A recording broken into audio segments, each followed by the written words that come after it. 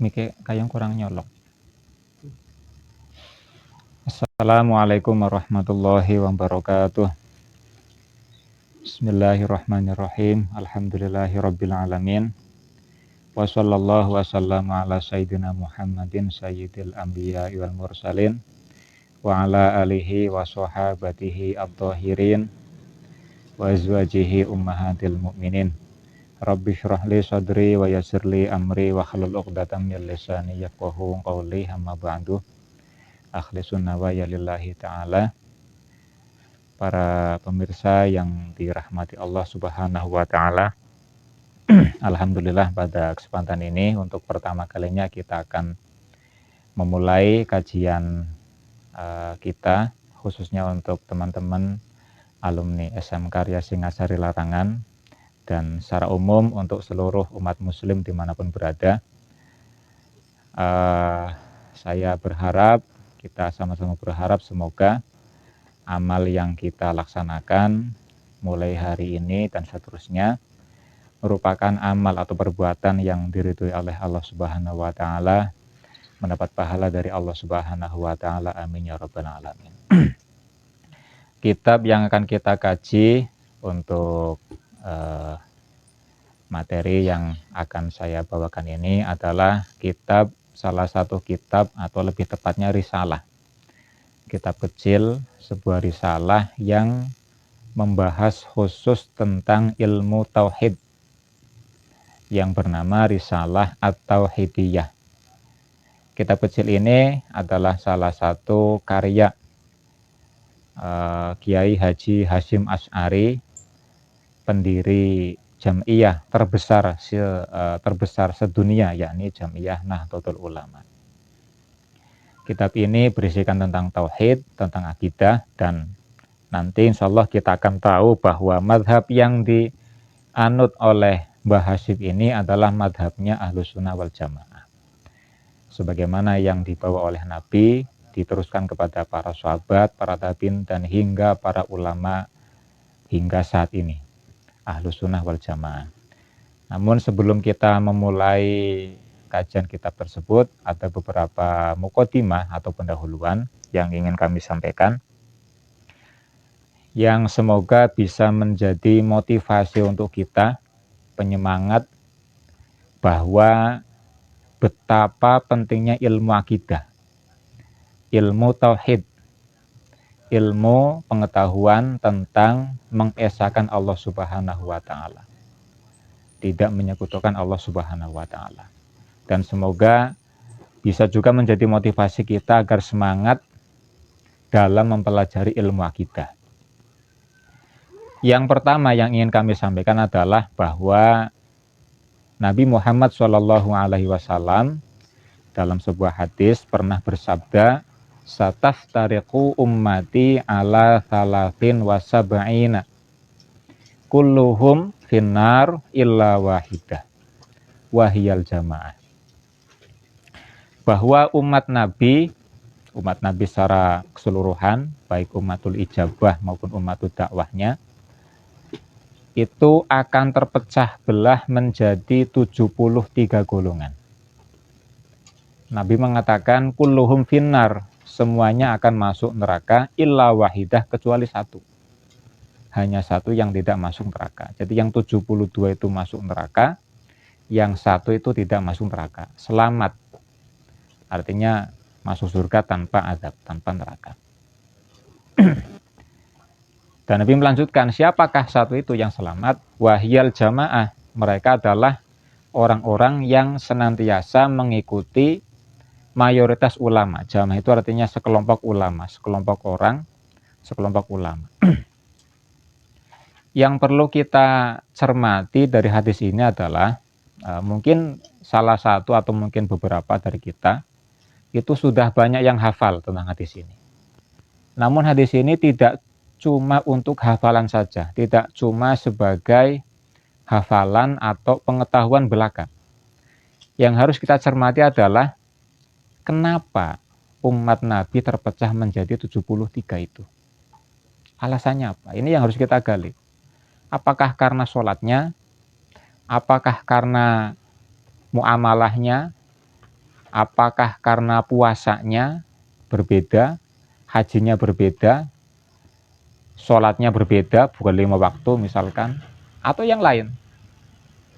Ternyata perpecahan ini terjadi bukan karena itu. Bukan karena sholatnya, bukan karena puasanya, bukan karena ibadah-ibadah yang lain. Semuanya sama. Baik kita yang mengaku Ahlus Sunnah maupun golongan-golongan lain dari Mu'tazilah, Qadariyah, Jabriyah, Murji'ah, Syiah, semuanya sama. Sama-sama sholat 5 waktu, sama-sama puasa bulan Ramadan, sama-sama haji ke Baitullah. Muamalahnya, jual belinya juga sama. Jadi bukan ibadahnya, bukan muamalahnya, tetapi akidahnya. Akidah atau keyakinannya. Ini yang menjadikan ada yang disebut sebagai Mu'tazilah, ada yang disebut sebagai Qadariyah dan seterusnya. Itu akidahnya. Akar masalahnya adalah akidahnya. Berbicara tentang muamalah atau ibadah-ibadah yang zahiriyah seperti sholat atau yang lain, Nabi pernah menjelaskan bahwa kelompok Khawarij atau firqah Khawarij itu secara zahiriyah, secara amaliyah zahirnya itu jauh di atas kita, jauh di atas Ahlus Sunnah. Nabi bersabda, sayakhruju fikum qaumun tahkiruna sholatakum ma'a sholatihim. Kelak akan muncul sekelompok orang, di mana ketika engkau melihat mereka, engkau akan merasa rendah ibadah kalian. Sholat kalian itu akan merasa rendah. Sholatakum ma'a sholatihim, wasiyamakum ma'a siyamihim. Juga puasanya. Ketika kalian membanding-bandingkan puasa kalian, para sahabat Nabi waktu itu yang dihitopi oleh Nabi, itu jauh di bawah puasanya mereka. Wa amalakum ma'a amalim, dan amaliyah-amaliyah yang lain. Kalian akan merasa hina, akan merasa rendah. Karena kalah jauh dibandingkan mereka. Tetapi mereka, walaupun seperti itu, hebatnya sholatnya mereka, disiplinnya puasa mereka, dan seterusnya. Tetapi mereka dikatakan oleh Nabi, yamruquna minad dini kama yamruqus sahmu minar rumiyah. Mereka keluar dari agama sebagaimana anak panah melesat keluar dari busurnya. Melesat keluar. Ini adalah sebuah kinayah, kiasan atau ungkapan yang maksudnya adalah bahwa mereka, kaum Khawarij itu, tanpa mereka sadari, mereka ternyata sudah keluar dari agama. Nah, setelah kita selidiki, baca-baca sejarah, apa sih sebenarnya kaum Khawarij itu? Ternyata mereka memang memiliki keyakinan atau akidah yang menyesatkan. Salah satunya adalah mereka meyakini bahwa perbuatan maksiat atau dosa, walaupun kecil, itu dapat menjerumuskan seseorang ke dalam kekufuran. Nah, ini keyakinan sesat yang mereka pegangi atau mereka pedomani, yang menjadikan mereka dianggap sebagai orang-orang yang bukan Islam. Tanpa mereka sadari, keyakinan seperti itu ternyata sudah menjerumuskan ke dalam kekufuran. Jadi meninggalkan sholat, ini kata mereka kufur. Apalagi sholat yang dosa besar, dosa kecil saja. Melihat auratnya orang lain tanpa hajat, yang bukan mahramnya. Maksiat-maksiat kecil seperti ini, kata mereka, itu menyebabkan pelakunya terjerumus ke dalam kekufuran. Yang padahal hal ini hanya sebatas maksiat saja, tidak sampai dalam kekufuran. Ahlus Sunnah meyakini yang dapat menjerumuskan seseorang ke dalam kekufuran adalah maksiat yang oleh pelakunya dianggap sebagai sesuatu yang halal. Melihat aurat dianggap sebagai sesuatu yang tidak diharamkan. Meninggalkan sholat dianggap sebagai sesuatu yang tidak diharamkan. Yang wajib dianggap sebagai yang mubah. Yang haram dianggap sebagai yang tidak haram. Ini keyakinan yang benar, yang sesuai dengan ajarannya Nabi, ajarannya para sahabat dan ulama-ulama salaf. Nah, ini motivasinya. Jadi kembali ke hadis yang pertama tadi, bahwa umat Islam itu akan pecah menjadi 73 golongan, semuanya masuk neraka kecuali satu, yaitu Ahlus Sunnah wal Jamaah. Yang harus kita perhatikan, yang harus kita renungi adalah apakah kita sudah masuk dalam golongan yang selamat ini atau belum? Pernahkah kita merenung seperti itu? Apa jangan-jangan saya ternyata masuknya yang 72? Karena semua golongan ini yang 73, semuanya ngaku Ahlus Sunnah. Baik yang Khawarij, ngakunya mereka Ahlus Sunnah. Hampir semuanya ya, walaupun ada beberapa satu yang terang-terangan, saya bukan Ahlus Sunnah, saya Mu'tazilah, saya Khawarij, ada ya. Cuman secara umum, secara keseluruhan, mereka itu ngakunya Ahlus Sunnah wal Jamaah. Ngakunya mengikuti ajaran Nabi Muhammad SAW.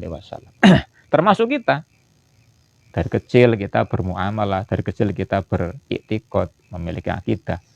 Apakah keyakinan atau akidah yang kita pedomani selama ini dari kecil hingga sekarang, apakah ini sesuai dengan ajaran Ahlus Sunnah wal Jamaah yang selamat ini yang satu? Atau jangan-jangan masuknya yang 72? Tentu sangat sulit mencari satu yang selamat di antara 73 kelompok. Ya, seperti mungkin kalau diibaratkan ada suguhan makanan, ada 73 jenis makanan, kemudian oleh orang yang menyuguhi makanan itu dikatakan salah satu dari 73 piring ini, salah satunya itu makanan yang sehat. Yang lain beracun semua. Kira-kira berani nggak kita memilih, berspekulasi, mengambil salah satu piring itu? Kalau nggak punya ilmunya, sangat rentan, sangat dikhawatirkan kita salah memilih. Satu dari 73, mana yang betul-betul makanan yang sehat. Sama dengan kita dalam beragama, harus pandai-pandai memilih. Banyak ajaran, banyak akidah di sekitar kita. Salah satu saling menyalahkan. Masing-masing mengaku benar. Sikap kita seperti apa? Mau milih yang mana? Harus tahu ilmunya. Seperti kita memilih makan, harus tahu mana makanan yang sehat, mana makanan yang beracun. Sebelum kita mengetahui, jangan sembarangan. Dalam kita juga sama. Kita kenali apa akidah Ahlus Sunnah wal Jamaah, apa ciri-cirinya. Sebelum kita mengambil sebagai keyakinan kita. Nah, maka sangat pas sekali jika pada kesempatan ini dan seterusnya kita akan mengkaji kitab Risalatut Tauhid, salah satu risalah kitab kecil karya besar Imam Syekh Muhammad Hasyim Asy'ari, yang nanti kita akan melihat dan sekaligus kita juga akan membandingkan isi yang terkandung dalam kitab itu adalah benar-benar sesuai dengan ajaran Ahlus Sunnah wal Jamaah, ajarannya para nabi, disampaikan kepada para sahabatnya, kepada ulama-ulama salaf hingga sekarang. Mungkin itu yang bisa saya sampaikan. Jadi sekali lagi, betapa pentingnya ilmu akidah. Karena ilmu akidah ini adalah satu-satunya yang akan menentukan selamat atau tidaknya kita di akhirat. Bukan sholatnya, bukan puasanya, bukan ibadah-ibadah yang lain. Puasa, sholat, haji, sedekah, sebanyak apapun dilakukan oleh seseorang, jika meninggalnya tidak menetapi keimanan, tidak menetapi keislaman, Islam, iman yang sesuai dengan Ahlus Sunnah wal Jamaah, maka semua itu tidak ada manfaatnya di akhirat nanti.